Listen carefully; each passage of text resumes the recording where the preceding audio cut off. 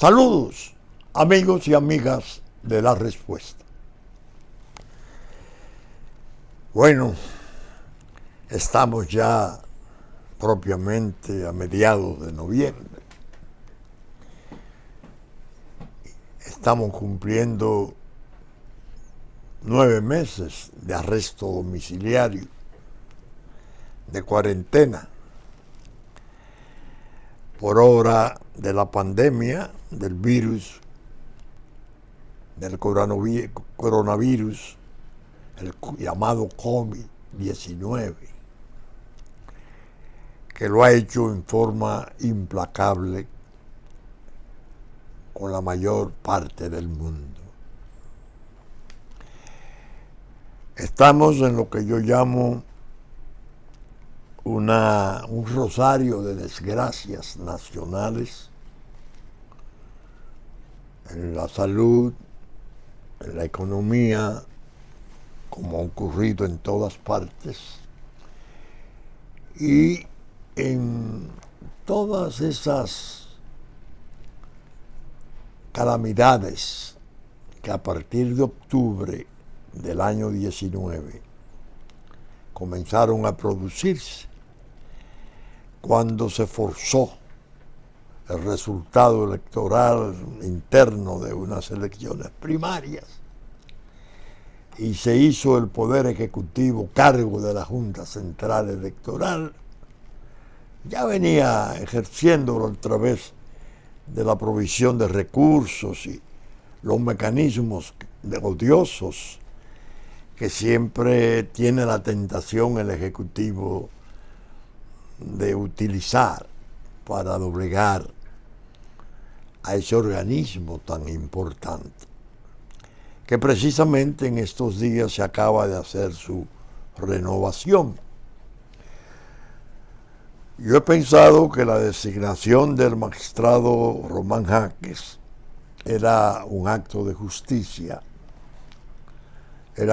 resultaba correcta, porque dentro de los atropellos y de los desmanes institucionales del Ejecutivo, que la Junta anterior no pudo o no quiso o no supo contener,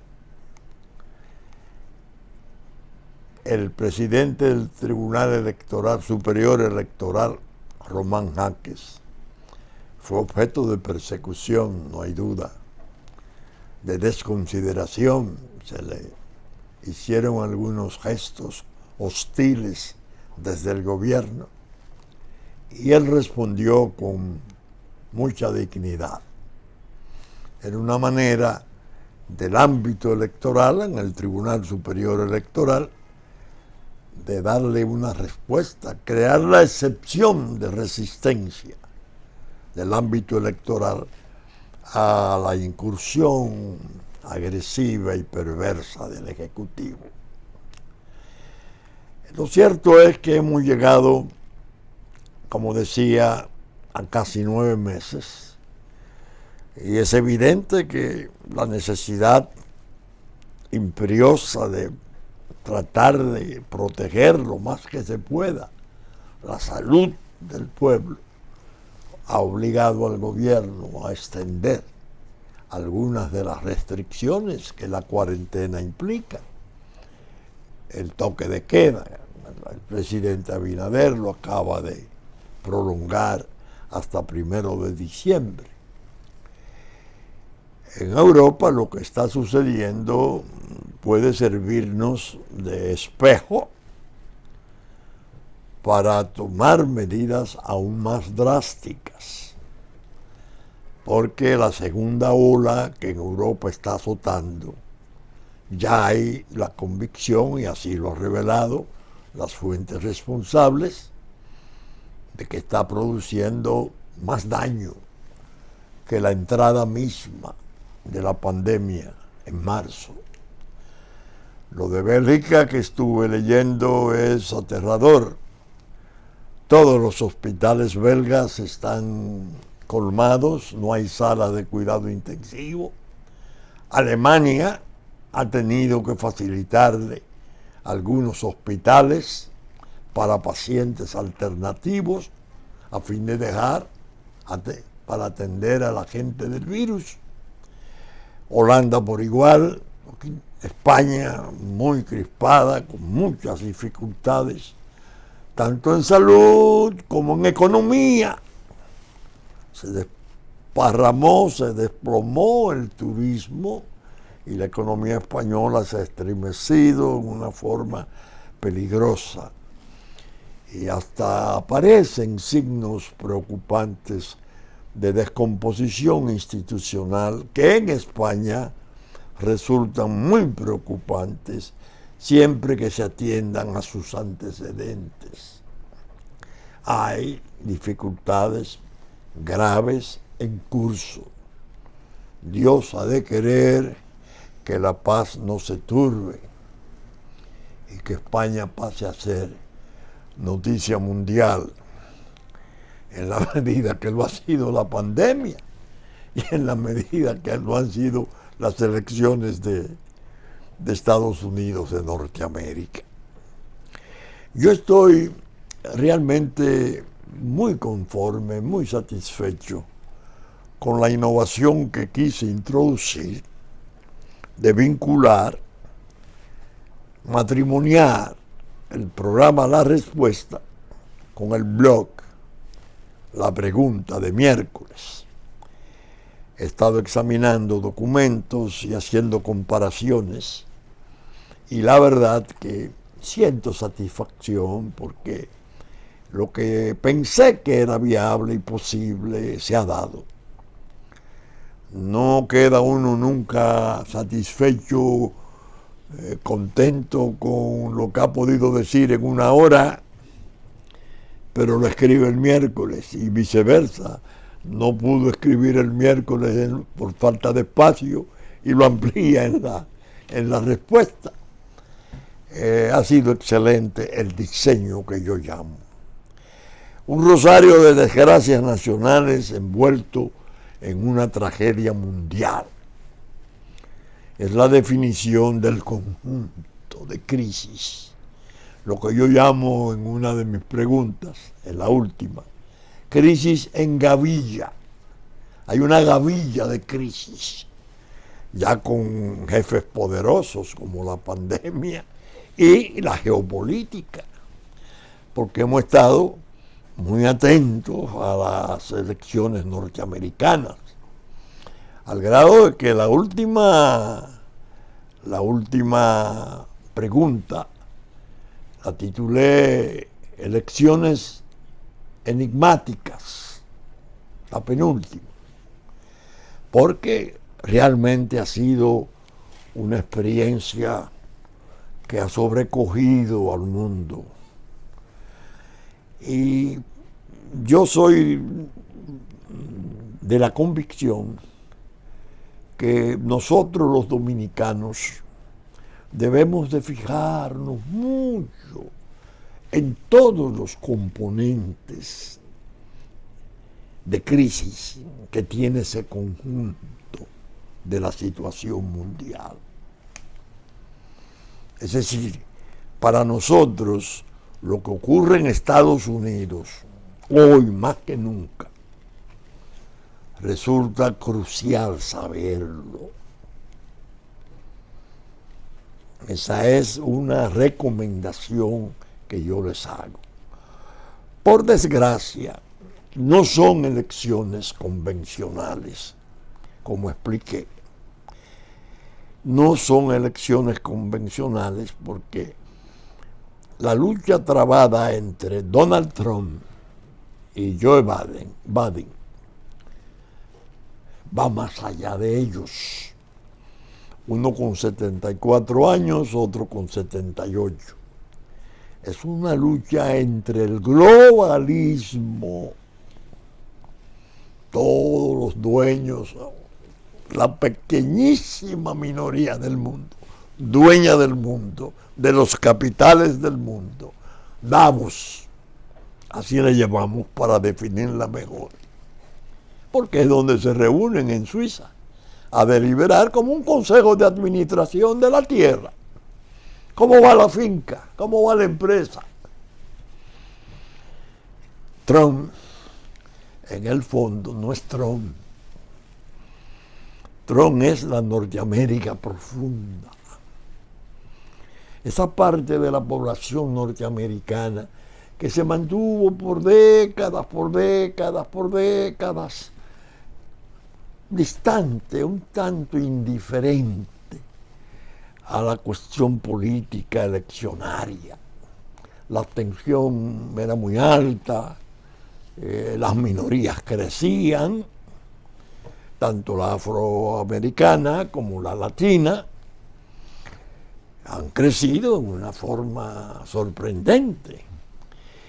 Trump, a raíz de los intentos del globalismo, de sacar todos los recursos, las infraestructuras de fábricas, capitales, etcétera, hacia otros lares, especialmente China, al llegar Trump y haber tocado desde su discurso la conveniencia de volver a América, American First, América primero, y comenzó a ofrecer y amenazar que pondría aranceles a los artículos y a los bienes fabricados o creados en el extranjero, desde luego vendidos en Estados Unidos, y una vez llegado a la presidencia cumplió su promesa. Y eso ha creado una situación casi lo que yo llamo de guerra tibia. Ni es fría, ni todavía es caliente. Las flotas pasan por el estrecho de Taiwán y los aviones se entrecruzan, pero todavía no hay el calor como para llamar la guerra caliente. Lo cierto es que Trump ha sido un fenómeno innegable. Desde luego, un ser especial, millonario, algo extravagante, no cuida de las formas, no tiene el discurso político, medio imprevisible, a veces tosco, pero de una convicción muy firme en cuanto a qué está haciendo en favor de su pueblo, lo que expusieron los demócratas al entregarle propiamente a China, manejada su economía y toda la vida China por el Partido Comunista, todas las posibilidades de que ésta participara en el libre comercio.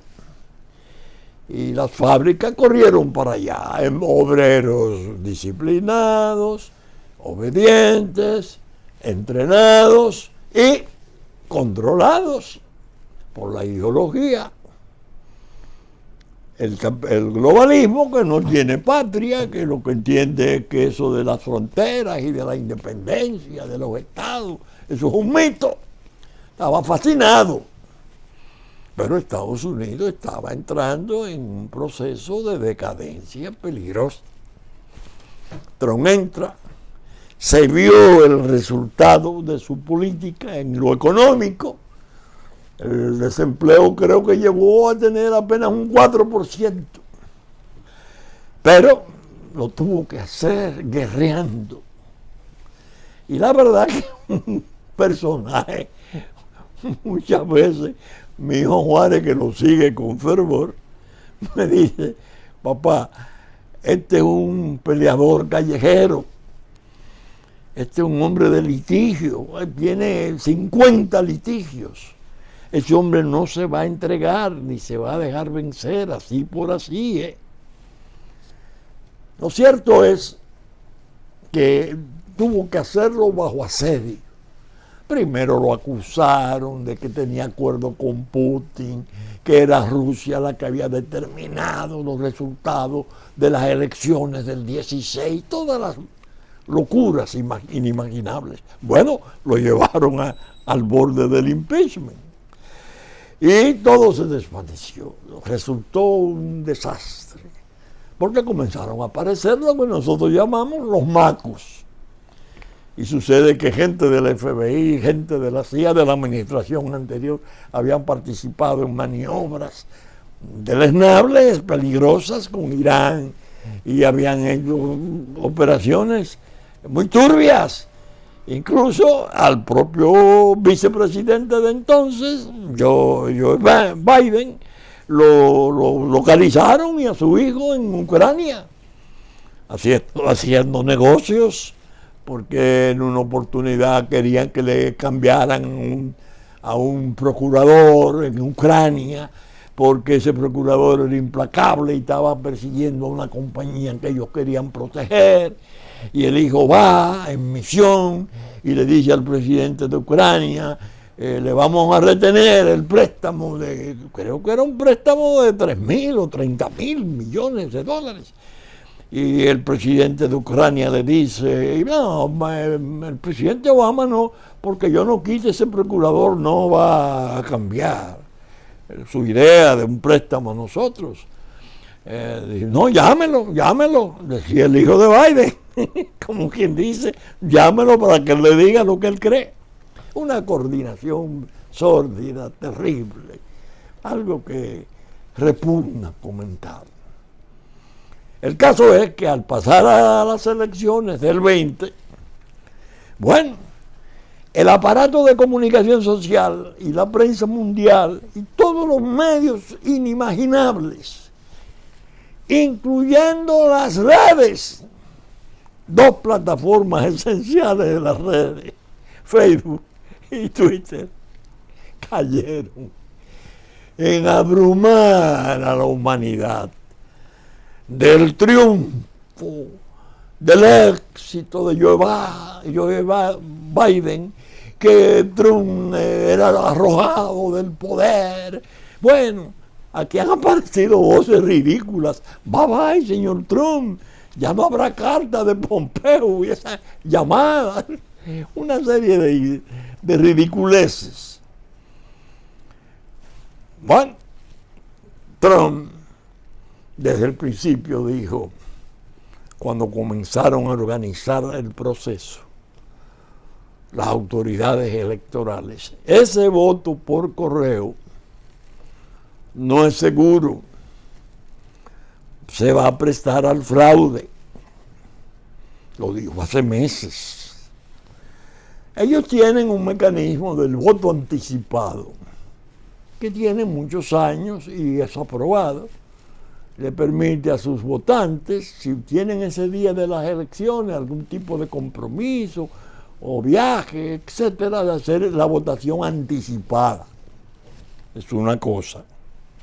Pero con motivo del virus y el confinamiento, y invariablemente el más afectado ha sido Estados Unidos, tiene 330 millones de habitantes, y su cifra de muertos subió, creo que un 2%. Y muchos casos de contagio. El Partido Demócrata comenzó a desarrollar una política, el terror al virus. No se podía pensar en ir a un voto presencial, porque esa era una manera de arrimarse y de abismarse a la muerte. Bueno, el candidato Biden lo metieron en un sótano y salía a veces, apenas, con 8, 10, 15 carros, todo el mundo muy cuidado. No se entendía cuando eso se estaba produciendo, sobre todo después que ocurrió algo realmente impensable. Le da lo ataca el coronavirus a Trump y a su familia días antes, 20 días antes de las elecciones, un mes antes, y lo sobrevive, tanto él como su esposa, creo que el hijo, y algunas de sus auxiliares, porque fue medio rociado, no se explica cómo. Trump entonces se lanza a las calles y hace manifestaciones portentosas en sus viajes incesantes, y tenía 4 o 5 mítines diarios. Bueno, dando una demostración de fortaleza que sorprendía a todo el mundo.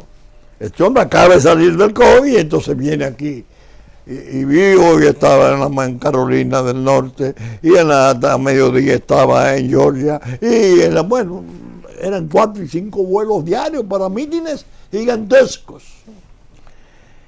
En los últimos días el Partido Demócrata medio se llegó a alarmar. En los últimos 15 días comenzó a decirle a su votación que los que no hayan votado por correo no vayan a votar, que vayan presencial. Efectivamente, la votación de Trump es de sobre un 90% presencial y 10% correo. La de Biden es a la inversa, un 80% correo y un 20% presencial.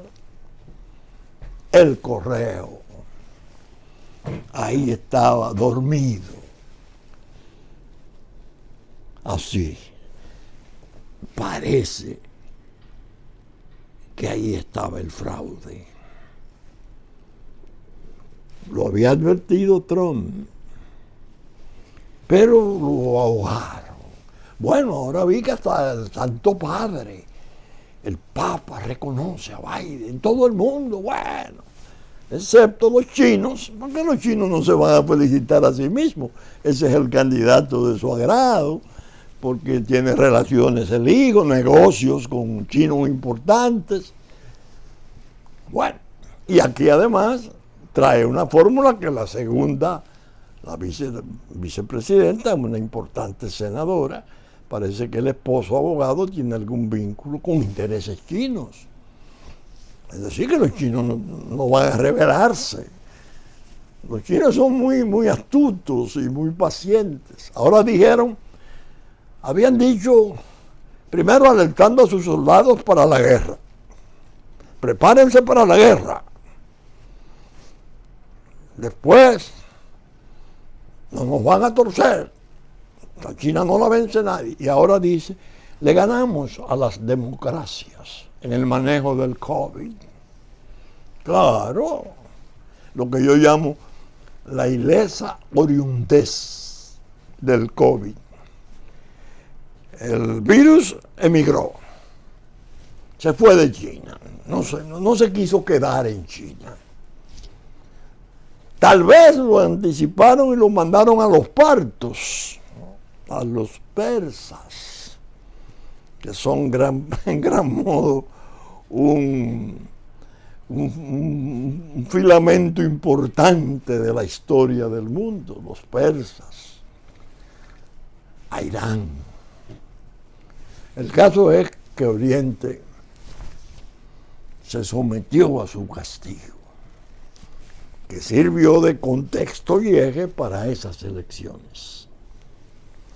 ¿Qué ha ocurrido? Donald Trump tiene un amigo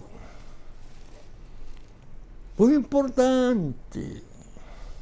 Yo siempre lo he seguido a distancia con mucha simpatía y he atendido mucho a sus posiciones. Desde el tiempo que fue fiscal antimafia en Nueva York. Ese hombre hizo en Nueva York un trabajo desde la fiscalía estupendo. Fue el que provocó los juicios de las familias mafiosas más importantes. Bueno, tanto así que después resultó electo alcalde.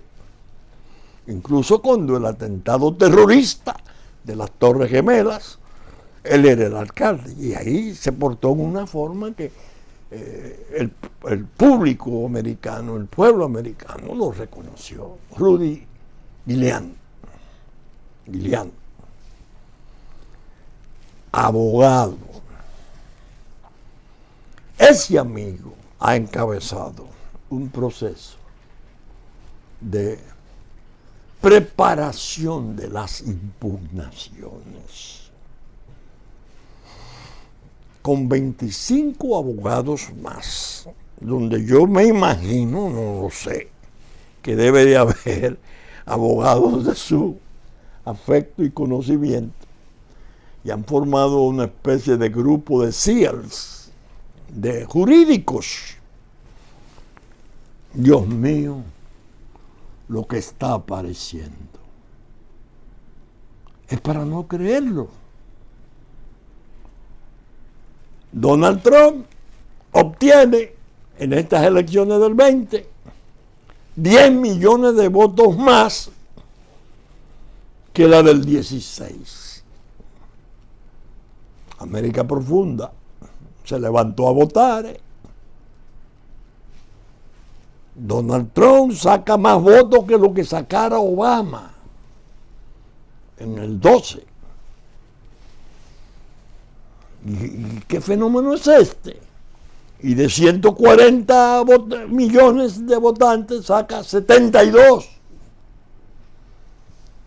La mitad, o un poco más que la mitad, o un poco menos que la mitad.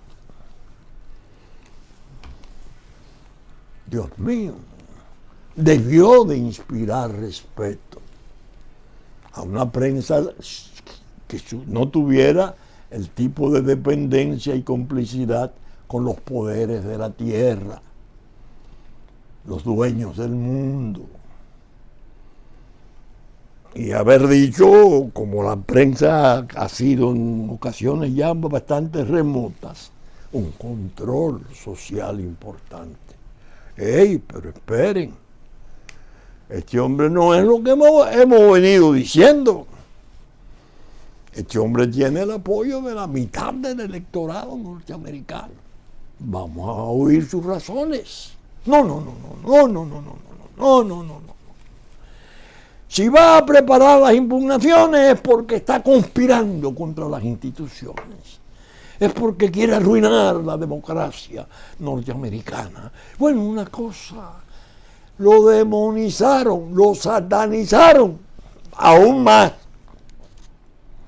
Y eso ha sido una especie de gran tsunami mundial. Biden. Pero Trump no está solo. Ese Giuliani que está ahí, ese fiscal antimafia, en esas preparaciones de impugnaciones, resulta un hombre clave para esclarecer el tipo de conflicto que se ha presentado. Señores, lo que he oído, lo poco que ha podido trascender, para decirlo mejor, porque oigan, voy a repetirlo, las redes. Pero ustedes saben lo que es canales de televisión suspender una locución del presidente de los Estados Unidos y poner entonces un cintillo. Hemos suspendido la transmisión porque se estaban diciendo mentiras. Ustedes conciben eso. Y este hombre es un terrorista, este hombre es un pichón de dictador, este hombre no, habrá que sacarlo de algún modo de la Casa Blanca. Y que presente las pruebas. Y los periodistas van y dicen, pero no nos ha dado las pruebas. Con 25 abogados, que deben de ser del área de fiscalía antimafia, muchos de ellos, buscando pruebas. Y comienzan a lloverle las pruebas. Dios santo. Ya uno no sabe cuál es más peligrosa y preocupante que otra. Eso se está desmantelando. Ahora una juez de Pensilvania, ¡pum!, sentencia, y dice, ya había otro fallo que está ya en conocimiento de las Cortes. El secretario de Estado del Estado, no el gobernador, ni con el gobernador pueden alterar las reglas, los reglamentos de la cuestión electoral. Esto es algo que le corresponde a la legislatura. Si la legislatura no, la Asamblea Estatal, no lo hace, ellos no lo pueden hacer como se ha hecho aquí en Pensilvania. Esos votos deben de ser segregados y no pueden entrar en el conteo. Digo, estamos hablando de cientos de miles de votos que por una extraña coincidencia en el 99% son en favor de Biden. Señores, esa es la última expresión, la última, porque ha habido de todo tipo. En Georgia se está descalabrando eso, que es un estado que lo daban como ganador. En Georgia, el recuento total desde el principio. Bueno, han querido dividir, pero el Partido Republicano se ha dado cuenta, excepto creo que en Arizona, porque ahí estaba el muy destacado, ya desaparecido, héroe nacional, el senador McCain. Parece que hubo al principio ahí, pero está el recuento, han contenido el recuento y parece que va a ser un playazo más. El hecho es que de los 7 estados que se están discutiendo, ya tienen 3 o 4 donde los resultados son desastrosos y donde va a llegar necesariamente la necesidad de revocarles, anularles, segregarles o dejarles sin efecto, lo que va a implicar la permanencia de Donald Trump en el poder. ¿Está preparada la prensa mundial? El señor Soros está preparado, los grandes capitales de Davos están preparados. De los 100 multimillonarios mayores de Estados Unidos, 1 ayudó a Trump, los otros 99 están preparados para que su Corte Suprema le declare eso. Las irregularidades, se descubre todo el fraude que pueda haber y que el resultado se invierta. Pompeo dijo con mucho gracejo, sí, va a haber una transición ordenada, como dice el señor Biden, hacia la segunda administración del presidente Trump. No a cargo suyo, señor Biden. En definitiva, el asunto es complejo. A nosotros nos interesa. Porque de mantenerse el resultado abrumador que han elaborado de artificio, según parece, por lo que estoy viendo, de podredumbre, de Biden, a nosotros nos afecta. Porque esa administración, cuando el tiempo de Obama, dio muestras de tener una peligrosa parcialidad en favor de una solución que supuestamente pueden dar en la isla de Santo Domingo en base a la creación de un Estado binacional, fusionando a la República Dominicana con el Estado de Haití. En mi pregunta última, yo señalo el discurso de Barack Obama en Lima, que le dirigía un mensaje de aliento y esperanza al pueblo haitiano. Y como terminaba diciéndole, yo he cumplido con lo prometido. ¿Qué era lo prometido? El desastre que se consiguió aquí, la traición del gobierno. Un gobierno con una obsesión enfermiza, su presidente de permanecer, transó todo. Se le olvidó el discurso de La Habana. Y un señor Montalvo se encargó de caerle arriba a la historia, y Duarte era élite, y Luperón era élite, y nada de eso. Eso es patria de muerte. Patria, eso delante de autoridades haitianas. Y un desastre.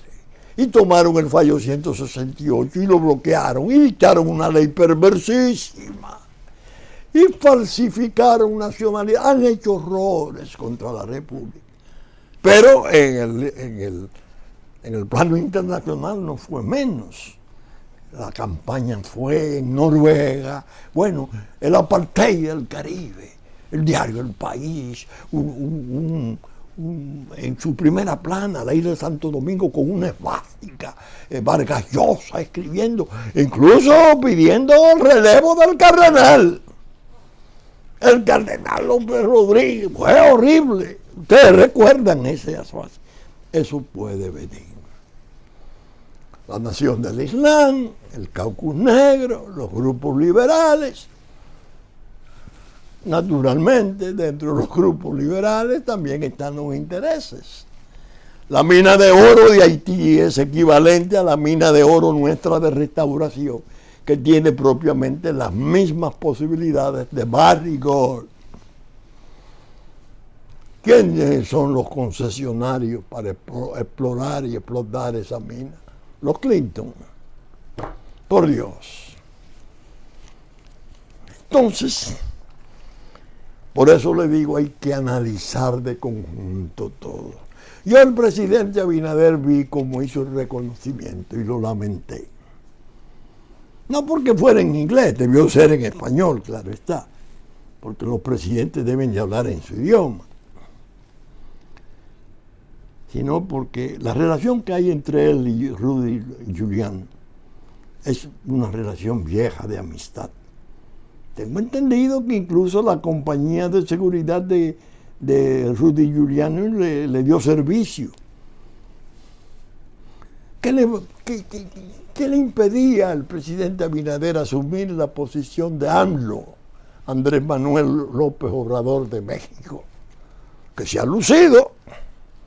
Dijo, no, yo no felicito hasta que la autoridad competente no declare ganador a uno. La política nuestra es de no intervención, que lo dice el artículo 3 de la Constitución nuestra.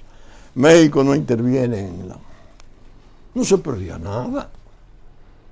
No se perdía nada. A felicitar a Biden. Yo pregunto, y cuando esos fraudes se pongan y esos fallos judiciales comiencen a salvar el honor de Estados Unidos, porque ahora parece que va a estar en manos de la justicia, sobre todo de su Corte Suprema, y Trump permanece.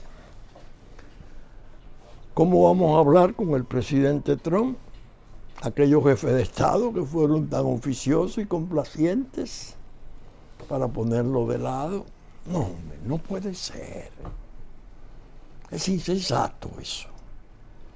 El propio doctor Fernández, un hombre con tantas luces, tan versado, tan avanzado en el conocimiento de la problemática mundial, se lanzó a felicitar a Biden. Presidente, si usted es un hombre paciente, moderado, brillante, manténgase. Cuando la autoridad determine, felicitaremos al ganador y punto. No, Biden. Porque la presión de la prensa ha condicionado de tal modo el entendimiento público mundial que está enajenado. Hay una especie de patología social en la apreciación de lo que es el fenómeno Trump y lo que puede significar tener 72 millones de votos apoyando a un candidato que no lo pueden ningunear ni menospreciar como un intruso, un impertinente. Bien, a mí especialmente me ha gustado la situación porque esta es una carta que yo le envié al extinto licenciado Jacobo Masluta en el año 86.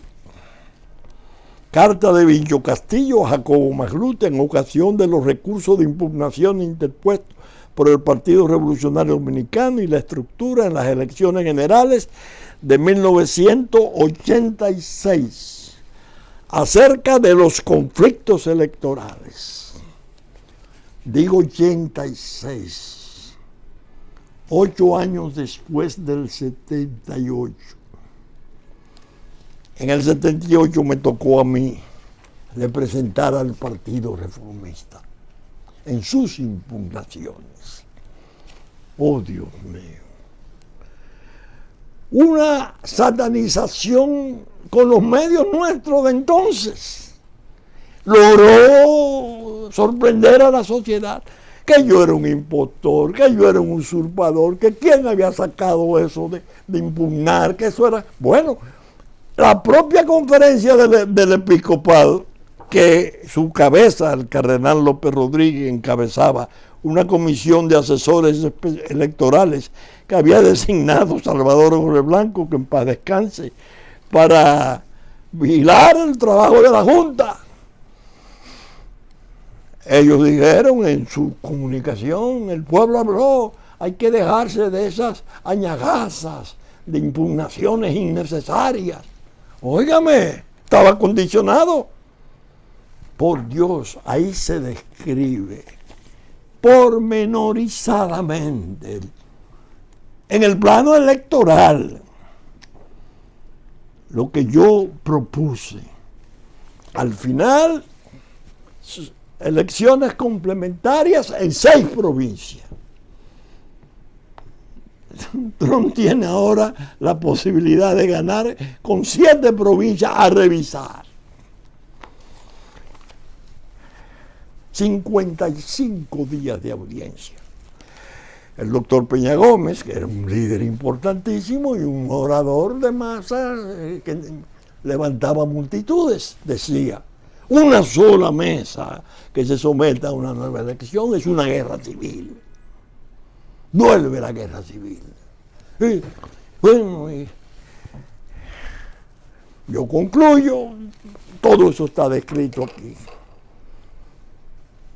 Esta carta, gracias a Dios, en el 86 yo le pedí a Jacobo Magluta: mantenga sus impugnaciones. No tiene la conferencia del episcopado ni la comisión asesora presidida por el cardenal razón. Era contra Balaguer.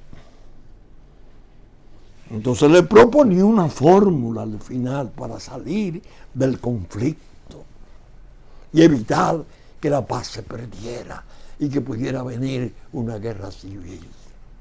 Un buen día me levanto, ya próximo agosto, y oigo por la radio: no, la Junta decidió, la Junta Central decidió, pues le dio 4 senadores al reformismo, porque el reformismo tenía miedo a los jueces y el Senado controlaba a los jueces, y entonces le dieron el Senado a Balaguer para que se defendiera a su gente.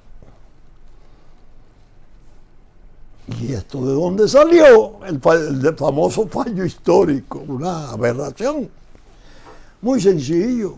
Carlos Andrés Pérez, que en paz descanse, otro importante líder venezolano, muy amigo del Partido Revolucionario Dominicano, envió a uno de sus amigos esenciales, el señor Cisneros, a Peña Gómez, amigos esenciales, se reunieron con Balaguer, hicieron un acuerdo de hecho, mostrenco, porque no podían dar 4 senadores si no había habido elecciones. El temerario que había propuesto la impugnación de lo que pidió fueron elecciones complementarias, no que lo designaran de dedo, pero se hizo. Y voy a decir, porque debo ser justo, yo tuve un amigo que aprecié y respeté siempre, ya fallecido. Y esto lo voy a decir y que sus familias ojalá lo pueda conocer. Era juez de la Junta Central Electoral, porque habían recusado a Caunabo Fernández, a Rubén Suro, bueno, un desastre. No, esa fue en el 86, en el 78 estoy hablando. Son tan idénticas las dos situaciones de impugnaciones. Y yo llegué a conocer, porque me lo dijo un general muy amigo, que fue el que me dijo: mira, eso fue Cisneros, Carlos Andrés, hablaron con Peña, Balaguer y han buscado una salida, porque de otro modo podría haber un lío, un desorden. Y yo supe que ese amigo que había sido fiscal en mi pueblo 6 años, íntegro, Augusto González Vega, que Dios le tenga en gloria, era juez, sustituto de los que pusieron. Entonces determinaron que había que darle un tipo de seguridad a los jueces, porque iban a salir en medio del escándalo, y darle algún tipo de protección económica. Augusto González Vega, oriundo de Barahona, cuando le fueron a entregar 50,000 pesos, que era equivalente casi a $50,000, le dijo a la persona que lo fue a llevar: yo no acepto dinero, yo voy a firmar el fallo a sabiendas de que es una arbitrariedad y un abuso, pero es la única manera que veo de poder evitar que se arme una guerra civil. Se rehusó a recibir dinero, que como premio de consolación se le iba a dar al fallo histórico. Debo decirlo, si lo sé, ¿por qué lo callo? Es un acto de justicia y él tiene muchos años de muerte. Son un gesto. Ahora, cuando se conoce la de Trump, la lástima es que haya una juez que es importantísima, de reciente designación, que sustituyó a otra que era muy liberal, tenía la agenda gay, la cuestión del aborto, bueno, una heroína para esa gente. La viejita murió y la sustituyeron por una juez de gran prestigio, ¿no? Y es la que determina la mayoría. Ojalá hubiese sido una Suprema Corte de Justicia equilibrada desde tiempo atrás, porque el fallo sería todavía más poderoso. Siempre será poderoso, porque son jueces vitalicios. Son jueces vitalicios. Ahí no se llega por así, así por así. Lo designa el presidente, pero lo aprueba el Senado. Bueno, si esa Suprema Corte de Justicia mantiene a Trump, ¡ay Dios! Viene un tsunami que se van a juntar el Pacífico con el Atlántico en Kentucky. Sentido figurado, claro está. Dios mío. Un fallo de esa naturaleza. ¿Estarán preparados esos poderes fácticos de la tierra para recibirlo y obedecerlo?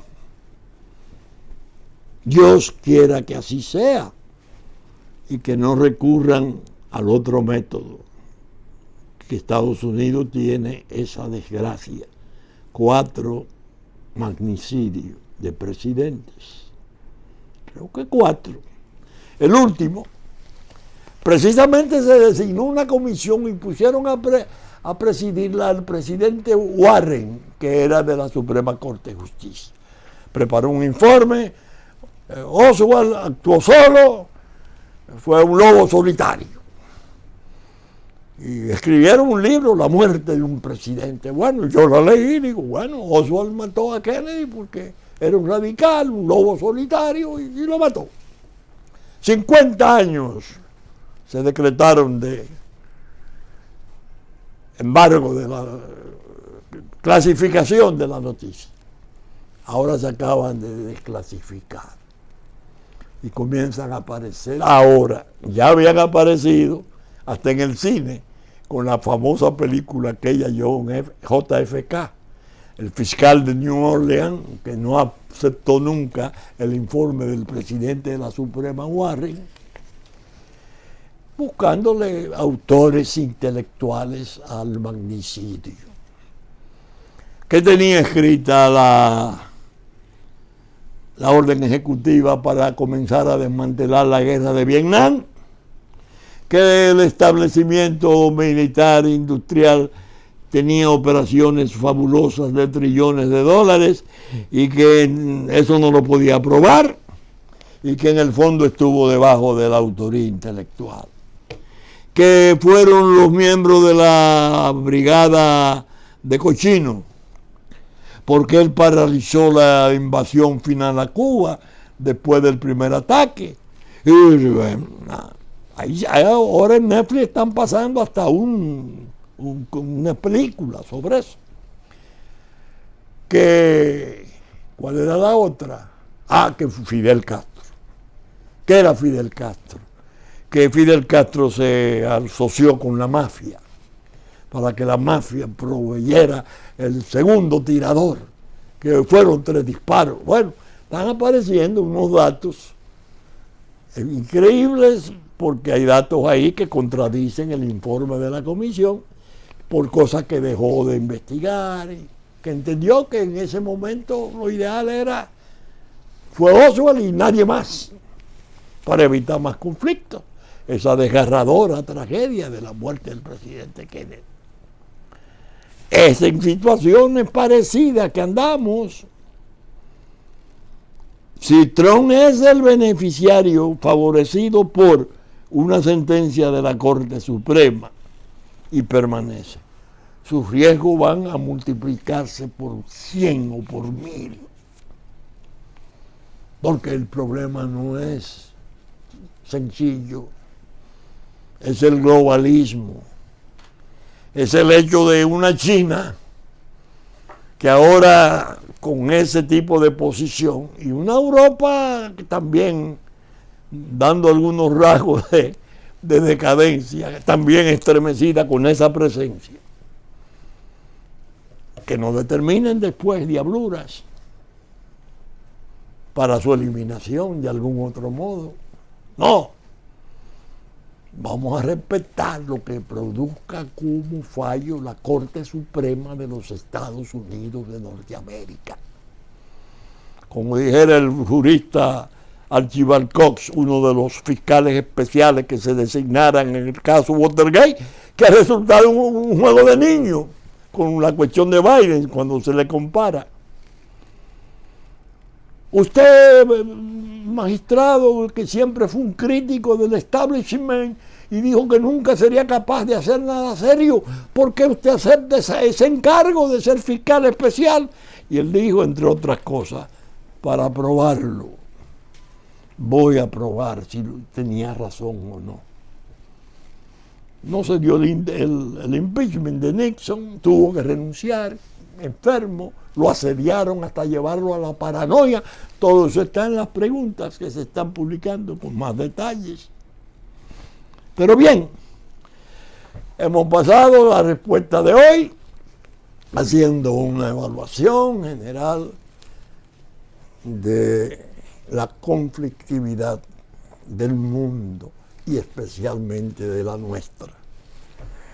Porque si Trump permanece, para el país es favorable. Sus ideas sobre inmigración, sobre muro, sobre crimen, se avienen con las necesidades nuestras. Lo otro es un salto al vacío, nuevamente. Y el interés nacional debe ser decisivo en la hora de fijar posiciones. Bien, saben ustedes que estamos saliendo por Super Canal 3 del cable, domingo a las 11 de la mañana. Que asimismo Teleimpacto a las 12 del mediodía, a las 9 de la noche de domingo y 9 de la mañana de lunes. Seguimos viendo cómo nos orientamos para ver si aumentamos la difusión de la respuesta. Con la gracia de Dios, esperamos estar con ustedes el próximo fin de semana en una nueva entrega de La Respuesta. Muchas gracias y hasta entonces.